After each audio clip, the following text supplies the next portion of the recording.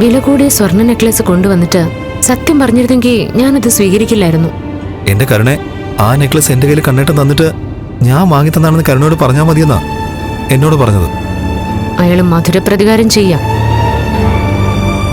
അതിനച്ഛൻ പറഞ്ഞ പോലെ നമ്മളും മധുരം കൊടുത്തു തന്നെ പകരം വീട്ടാൻ പോവാ. അച്ഛൻ പറഞ്ഞത് സത്യമല്ലേ ഉണ്ണീട്ട? അവൾക്ക് ഈ ജന്മം അമ്മയാവാൻ പറ്റില്ല. അതുകൊണ്ട് എന്റെ ശരീരത്തിൽ വരുന്ന മാറ്റങ്ങൾ കണ്ട് അവളുടെ മനസ്സ് നോവണം. അതിനുള്ള സാഹചര്യം ഇനി ഒരുപാടുണ്ടല്ലോ മോളെ. അവരിപ്പോ ഏത് നേരവും ആ സാഗറിനൊപ്പം കറക്കത്തില്ല. മിക്കവാറും അയാൾക്കൊപ്പം അവർ പോകാൻ സാധ്യതയുണ്ട്. പോകണം. അങ്ങനെ പോകണമെങ്കിൽ അവളുടെ ഉള്ളിന്റെ ഉള്ളിൽ അമ്മയാവാനുള്ള ആഗ്രഹം പൊട്ടിമുളയ്ക്കണം. അതിന് ദൈവം കൊണ്ടുതന്ന അവസരം ഇത്.